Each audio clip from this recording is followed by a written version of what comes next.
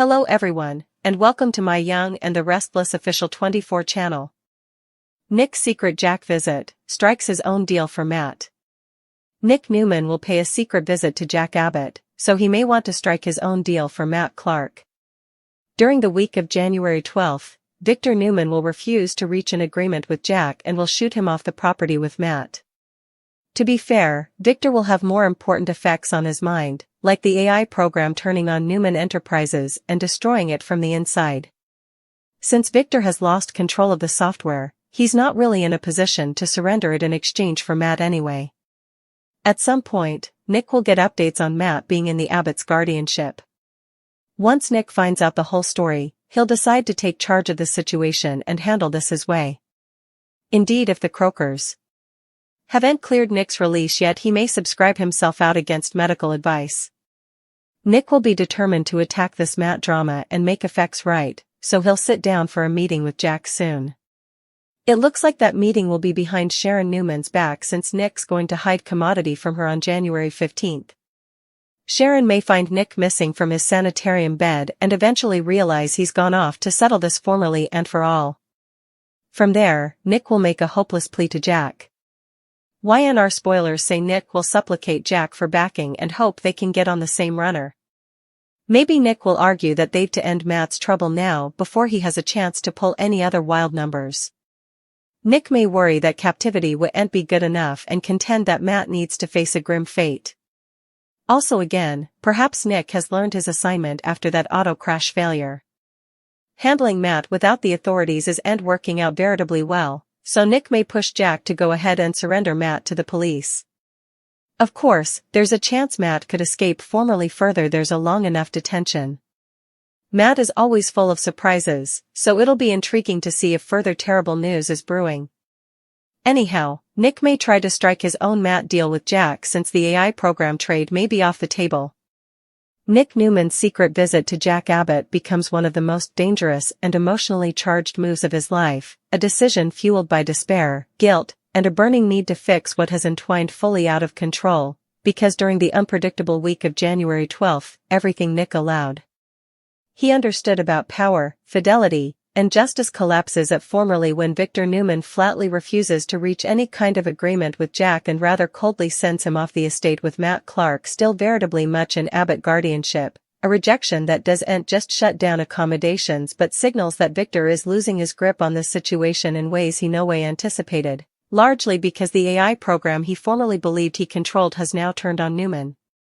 Enterprises and begun destroying the company from the inside like a digital cancer, consuming systems, exposing secrets, and unraveling Victor's conglomerate piece by piece, leaving him distracted, furious, and unfit to trade the software indeed if he wanted to, since surrendering it now would mean admitting he no longer holds the arm. And while Victor obsesses over stopping the technological implosion hanging his heritage, Nick is lying in a sanitarium bed, injured, restless, and decreasingly scarified as updates begin to filter in about Matt being held by the Abbotts, each new detail kindling a sense of urgency that overrides medical warnings and Sharon Newman's quiet pleas for tolerance, because formerly Nick learns the full story how Matt slipped through cracks, manipulated situations, and continues to pose a trouble that refuses to die. He decides he can't stay for Victor, California ain't trust the system, and can't sit still while everyone differently plays chess. With lives on the line, so indeed though Croakers haven't cleared his release and every rational voice tells him to decelerate down, Nick signs himself out of the sanitarium against medical advice, hiding his intentions, masking his pain, and fading without telling Sharon, an act that will devastate her when she finds his bed empty on January 15th and realizes he's gone to defy this agony head-on. Induced he has to settle it formally and for all before someone differently gets hurt, because for Nick this isn't just about Matt Clark. Presently, it's about the crushing weight of responsibility he carries for every bad decision that led them then, every roadway taken, every moment he believed he could outwit chaos, and so he seeks out Jack Abbott in secret, knowing this meeting has to be behind Sharon's back and outdoors Victor's reach, a private reckoning between two men who have been on contrary sides of war after war but now find themselves gaping at the same ocean. And when Nick sits down with Jack, the pressure is thick enough to choke on as he makes a hopeless plea for backing, not as a Newman demanding compliance but as a man soliciting another father, another leader, to help him end a trouble that keeps shifting, arguing that Matt has formally proven captivity bars and legal detainments aren't enough, that every pause gives him time to scheme, escape, or strike again. And in one nipping moment Nick may indeed suggest that Matt deserves a grim fate far beyond a courtroom, words that shock. Indeed, Jack and force Nick to defy how far he's drifting into the darkness he formerly condemned in Victor, yet there's vacillation there too, because the memory of the auto crash failure and the damage caused by handling effects outside the law still haunts Nick, pulling him back from the edge and making him question whether repeating the same miscalculations will only lead to further blood on his hands, so his argument shifts, getting more equivocal, more raw, as he admits that taking Matt out still hasn't worked, that trying to control monsters only creates bigger bones, and that perhaps the only way to truly end this is to surrender Matt to the police and let the system do its job, indeed if that system is defective and sorrowfully laggardly. But Jack knows as well as Nick that detainments are dangerous, that Matt Clark has escaped insolvable situations before, and that the longer he's alive and breathing, the lesser the odds that more terrible news is brewing. Just beyond the horizon, because Matt thrives on chaos and unpredictability, and every move made against him seems to spark a darker counterattack, leaving Jack torn between guarding his family, recognizing the law, and precluding an unborn catastrophe, while Nick, visibly strained and easily bad, insists this is his burden to carry, his mess to clean up, and his deal to make, especially now that the AI program trade is off the table and Victor's influence has faded, pushing Nick to strike his own agreement with Jack that could bypass his father entirely. A bold and parlous initiative that could permanently fracture the Newman family if discovered, yet Nick doesn't care, because in his mind this is the last chance to stop Matt before he pulls another wild trick that costs innocent lives, and as the two men weigh their options in hushed voices, the graveness of what they're deciding hangs heavy in the air, with Sharon's brewing heartache, Victor's unraveling conglomerate, and Matt Clark's ever-present imminence forming a perfect storm that threatens to explode no matter which path they choose, making it sorrowfully clear that indeed if Nick believes he's taking control, fate may formally be several way ahead, staying to prove formally again that in Genoa City, no secret deal stays buried for long and no palm comes without devastating consequences. As Nick and Jack sit across from each other, the silence that follows Nick's last words is louder than any argument they've ever had, because both men understand they're no longer mooting hypotheticals or strategy but the very line between justice and revenge, a line that has formerly been blurred beyond recognition by Matt Clark's grim trail of destruction, and Jack, ever the conservative one despite his own history of ruthless opinions, studies Nick precisely, noticing the reddishness beneath his skin, the stiffness in his movements, and the slightly concealed pain he's pushing through, realizing that Nick shouldn't indeed be out of bed, let alone conniving the wind-up of a trouble that has visited multiple families, yet Jack also knows that Nick's despair isn't born of arrogance but of fear, the kind of fear that comes from knowing how fluently affects helical when important men move themselves they can fix everything alone, and Jack eventually speaks, reminding Nick that Matt thrives on chaos, that every time someone tries to outwit him with secret deals and shadowy pushes, Matt ever twists the situation to his advantage, turning convicts into pawns and defenders into cohorts, and while Jack agrees that captivity may not be enough, he warns that doing anything outside the law could destroy what little moral ground they've left, a warning that hits Nick harder than Jack expects because Nick has formerly been replaying those same dubieties in his head since the moment he slipped out of the sanitarium, visited by Sharon's face when she realizes he's gone, by the knowledge that he's betraying her trust indeed as he tells himself it's for the lesser good. And Nick admits that he doesn't want to come victor, doesn't want to wake up one day and realize that every choice he made was justified by power rather than principle. But he also can't shake the certainty that if Matt lives to see another daylight with any freedom at each, someone differently will pay the price, and Jack listens, torn, because his own family has formerly been dragged into this agony, with the Abbotts forced to guard a dangerous man like a ticking lemon, knowing that one misstep could bring them everything. And Jack reveals that Victor's turndown to finalize a deal wasn't just about pride or distraction but about control slipping through his fritters. As the AI program continues to change in ways indeed Newman's top experts can't prognosticate. Exposing fiscal secrets, manipulating requests, and hanging to collapse Newman Enterprises from the inside, an extremity so massive that Victor is lashing out at everyone around him, refusing to compromise because concession would mean admitting he's lost, and Nick bristles at the citation of the AI, wrathfulness glaring as he realizes his father's preoccupation with risking his conglomerate may bring lives if Matt is left unbounded, and Nick argues that Victor's proceedances are dangerously disposed, that no company is worth this position of collateral damage, and Jack doesn't differ, but he also points out that Victor's distraction creates a vacuum, one that Nick is now trying to fill, stepping into a part he may not be prepared to handle, because striking a separate deal behind Victor's reverse isn't just a family treason, it's a protestation of war that could permanently fracture the Newmans, and Nick accepts that threat with a grim nod, saying that if choosing between his father's blessing and innocent lives is the price, he'll pay it, because he's formerly seen where eyeless fidelity leads, and the discussion turns darker when Nick admits that part of him still believes Matt deserves further than a cell, a concession that unsettles Jack deeply, because while he understands the impulse, he knows how that path ends, with remorse, reproach, and unrecoverable consequences, and Jack reminds Nick of the auto crash, of how snappily one reckless choice entwined into tragedy, and Nick flinches, the memory cutting deep, forcing him to defy how close he came to losing everything, and for a moment it seems like Nick might back down, might agree to let the authorities handle Matt, but also Jack receives a nipping update that reinforces Nick's fears, news that Matt has been surprisingly calm, nearly trim, as if he's waiting for commodity, a detail that sends a shiver down Jack's spine because Matt's calm has always been a warning sign, a prelude to chaos, and Nick seizes on that information, averring that every alternate they vacillate gives Matt an opening, arguing that indeed a police transfer carries pitfalls, that Matt could escape, manipulate guards, or use information he's formerly planted to detect another disaster, and Jack admits that he shares those enterprises, that he's been losing sleep imagining the captions if Matt slips down again, knowing the fallout would devastate both families, and the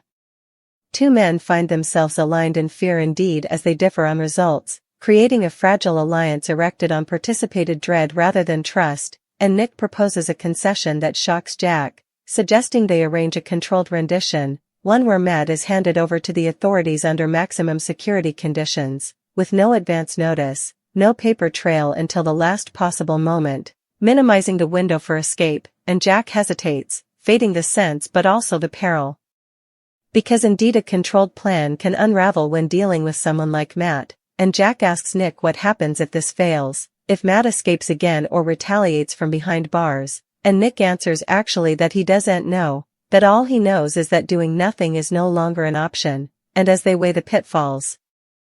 Sharon's absence looms over the discussion like a ghost, because Nick knows that when she discovers the verity, when she realizes he prevaricated and dissolved to make this deal, the treason will cut deep, continuing injuries that have slightly healed, and Jack warns Nick that Sharon has formerly lost too much, that pushing her away could bring him her trust ever, but Nick insists that he'll face Sharon's wrathfulness if it means she's safe, a statement that reveals just how far he's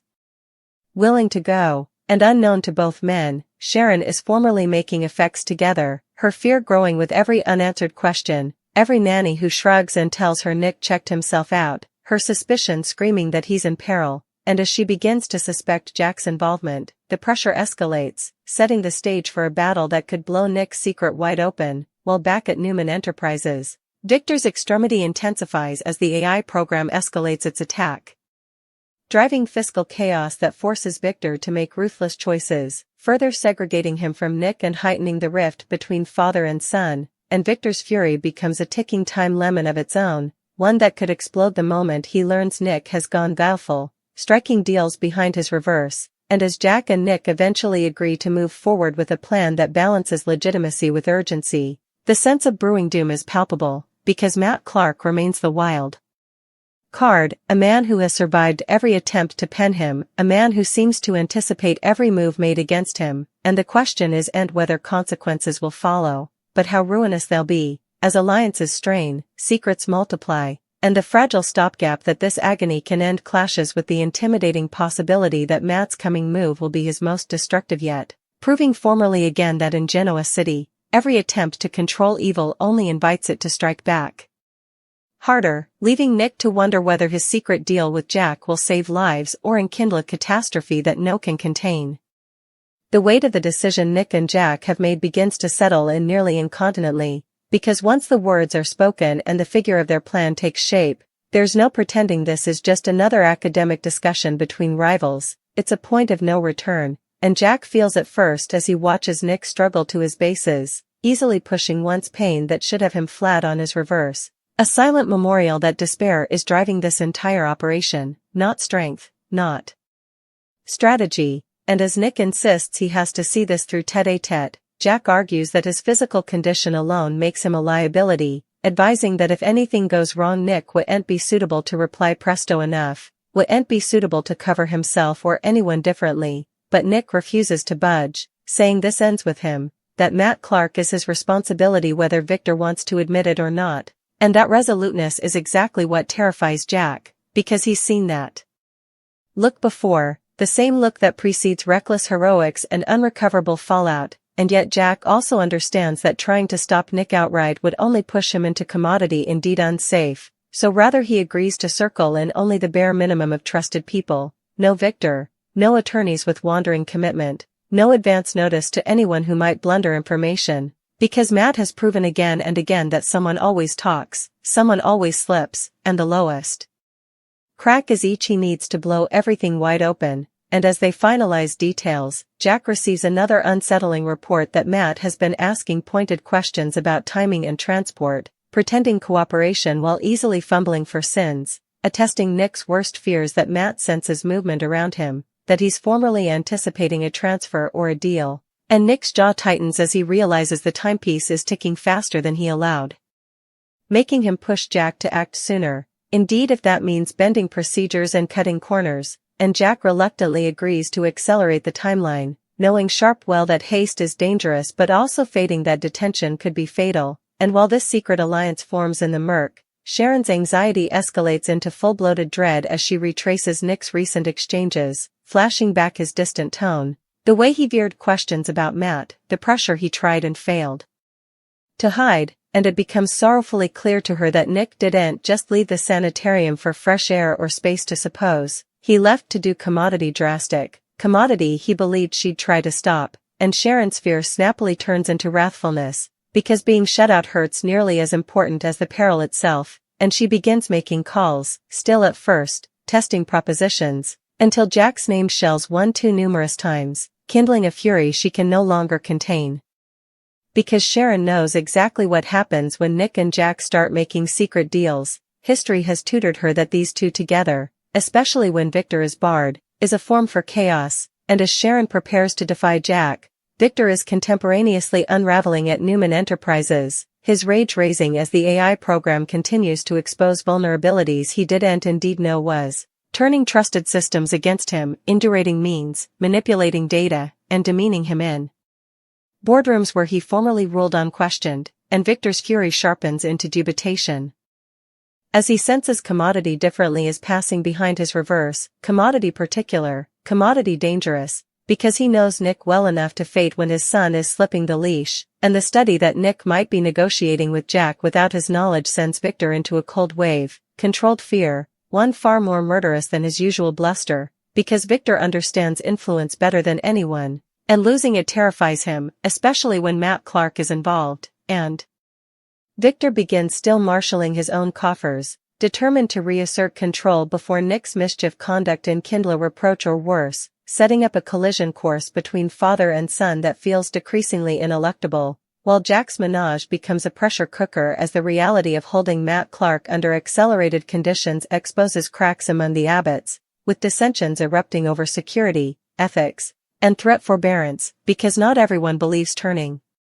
Matt over now is the right move, and whispers of fear ripple through the house as Matt's agitating calm grows more pronounced, his cryptic commentary intimating that he knows further than he should, that he's formally prepared contingencies, making Jack question whether indeed their tensed plan is enough, and Nick senses that misdoubt, pushing harder, averring they cannot go second-guessing, because vacillation is exactly what Matt exploits, and in a rare moment of vulnerability, Nick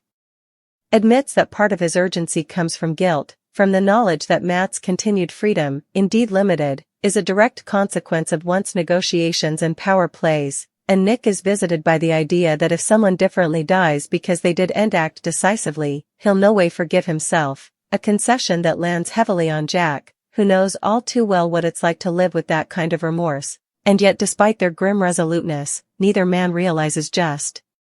how close they're to losing control entirely, because Matt Clark has formally begun executing his own plan, subtly manipulating one weak link after another, planting seeds of confusion, exploiting mortal error rather than brute force, proving formally again that his topmost armament isn't violence but tolerance, and as the day of the transfer approaches, pressure coils tighter around everyone involved, with Nick pushing himself once prostration, ignoring anodynes, driven by adrenaline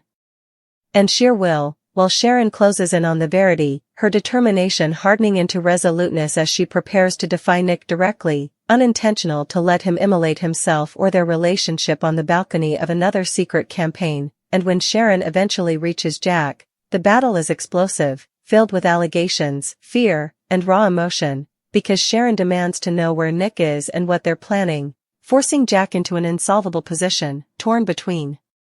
recognizing his pledge to Nick and admitting that Sharon deserves the Verity, and Jack's vacillation tells Sharon everything she needs to know, attesting her worst fears that Nick is in deeper than she imagined, and as Sharon storms out, covenanting to find Nick herself, the precisely constructed secretiveness begins to deteriorate, just as Victor's operatives report back with unsettling intel that suggests